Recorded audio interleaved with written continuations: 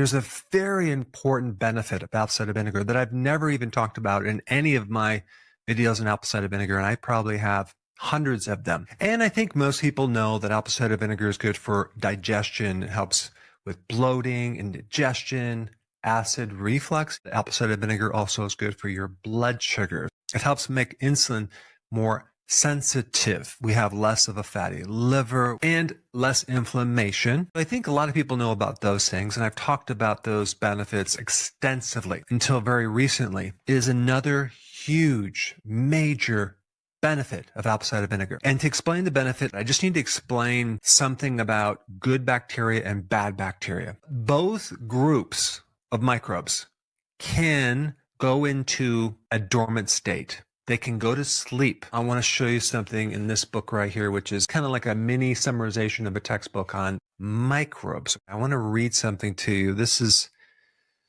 mind-blowing. Certain bacteria were able to switch from an active growing phase to dormancy. This is a survival mechanism triggered mainly by starvation signals. Of course, if you're going to starve them off, they're going to die, right? The last resort response to starvation that a cell undergoes once all other stress coping mechanisms have failed. The purpose is to generate a metabolic inactive cell that will maintain the genetic information under various environmental stresses, including ultraviolet radiation and certain enzymes and certain chemicals. When that microbe is in a dormant state, it's protected, especially against antibiotics. Thanks to its architecture, a dormant microbe can survive decades to thousands of years. What? The things that revive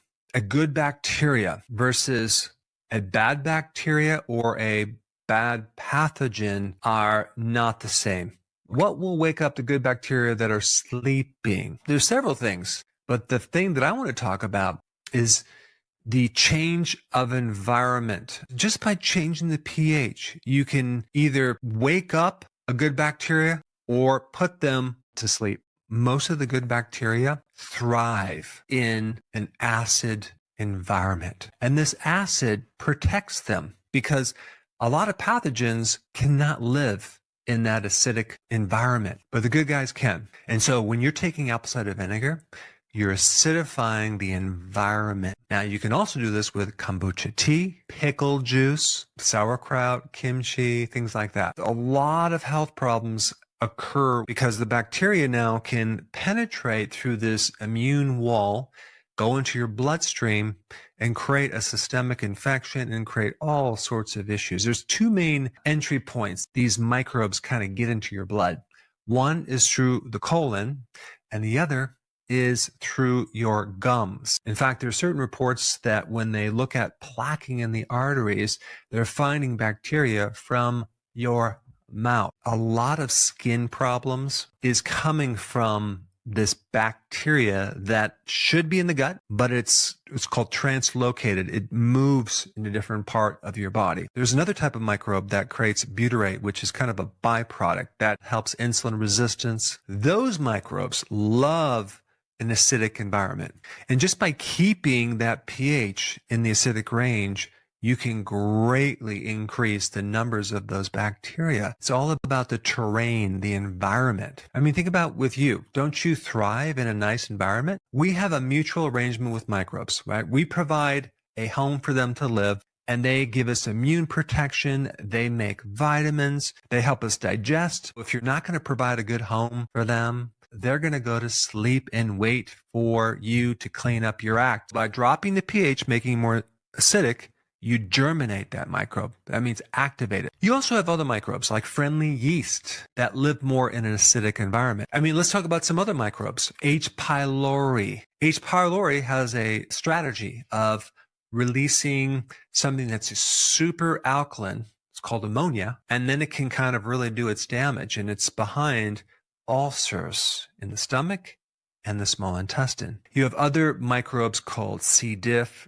E. coli, salmonella that could be put to sleep once you reduce the pH below 6. You have the small intestine, and then you have the large intestine, right?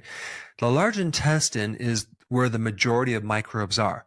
That's where you should be having most of your lactobacillus or lactic acid bacteria. You shouldn't have the majority of microbes in the small intestine. In fact, certain parts of the small intestine on the top part of it should not be as acid. They should be more alkaline. If you have these pathogens like E. coli in the small intestine, where it's not as acid, they start acting up and creating problems. When you drop the pH of certain parts of your digestive system, you can help put these pathogens to sleep, and you can wake up the good guys. When you start to wake up some of these good bacteria, they start to release their own sort of antibiotic that also suppresses the bad bacteria. Now let's shift gears to the bad bacteria, the pathogens.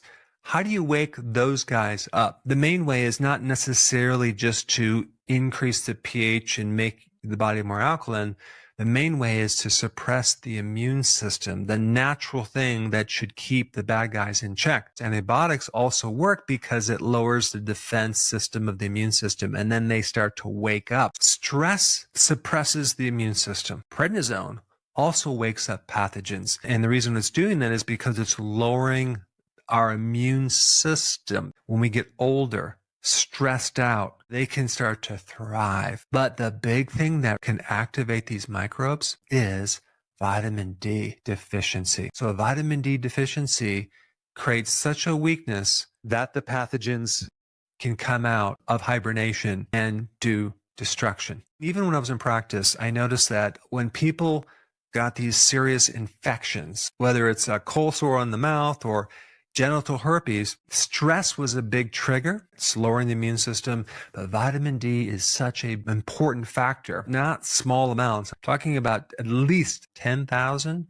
but probably 20 or 30,000 or more of vitamin D3 to help keep these microbes in remission, because now your immune system is strong and it can keep those guys in check. I hope you now know the importance of apple cider vinegar and other natural acidifiers that can help change the environment of your gut. So what I would recommend is taking 1 tablespoon of apple cider vinegar in a little water in the evening every single day.